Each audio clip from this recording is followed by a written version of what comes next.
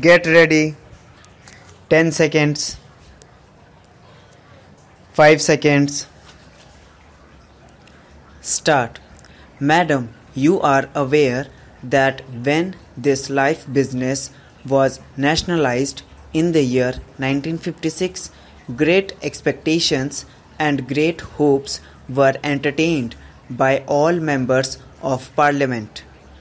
In the statement of objects and reasons relating to that measure, the Finance Minister stated that nationalization was necessary and even imperative to achieve the broad objectives of increasing insurance business, to take it to larger areas, including the rural areas, and to give greater returns to policyholder. We have to see after these few years of the working of this organization how far we have achieved these great objectives. In the past also we may remember that many criticisms have been made in regard to the working of this organization. Even the Estimates Committee has gone into this question and examined in detail the various aspects of the working of this organization. That committee has made certain recommendations. Those recommendations are very important and I will advert to them shortly. Before I deal with them, I wish to make one point clear. In spite of the various criticisms and in spite of the various comments made in the House, in the press, and also through various organizations, the working of this organization has not been improved very much. The report which we are discussing today relates to the year 1966.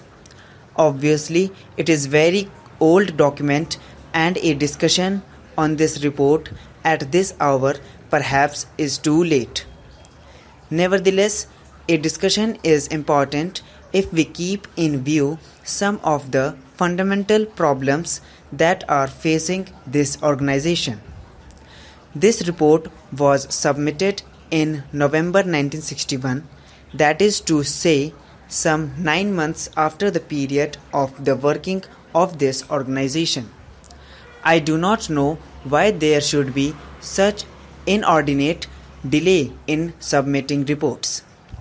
The report, madam, deals with various aspects. It does not bring out many things which ought to be properly brought out in a report of this kind. And while reading this report, I was not able to make out the working of this organization and to get a proper understanding of it. For that purpose, I have to depend upon other reports and other opinions expressed by various organizations in this country, and thereby I have to gather information. That is why I have to suggest that the report should be comprehensive. I would refer to some of the important problems confronting this organization. The most important among them, in my opinion, is the organizational setup.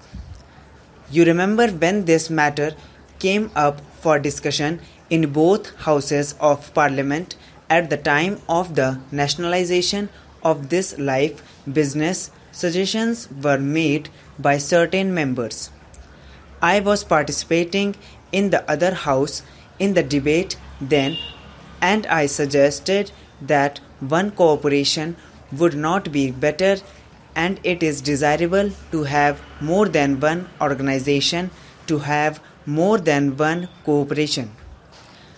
I suggested this, and a good many members of my party made this suggestion because they thought that there should be some sort of comparative standards to measure the efficiency and performance of this organization. Without such comparative standards, To measure the efficiency and the work of this organization, it would be difficult to judge either the efficiency of the organization or the improvement of progress made by the organization. Therefore, we suggested that there should be more than one corruption, perhaps there should be 3 or 4.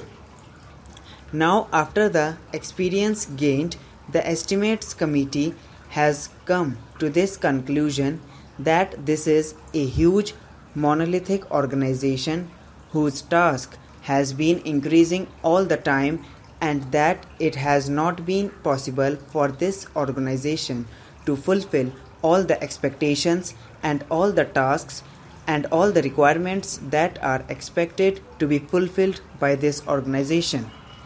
And so the estimates committee has suggested a radical change, a revolutionary departure with regard to the organizational setup. They have advisedly pointed out 2 alternatives. The first alternative is to set up more than one corporation so that there may be division of work and division of areas. There may also be healthy competition between the corporations so that the country and the people may know which corporation is doing better and which is not doing better. The other alternative they have suggested is that there should be one organization with a federal structure with semi-zonal units functioning. Therefore, I also submit that with this monolithic structure, it would be difficult for the organization to carry out its functions more efficiently and in a direction which is healthy and which is progressive. In the first instance, therefore, I would suggest that the ministry should immediately take steps to see that the whole organizational setup is revised and reorganized so that there may be better efficiency and understanding maintained into the working of this institution. The organization as it is constituted reveals certain inherent defects. The main office is managed by a large number of officials.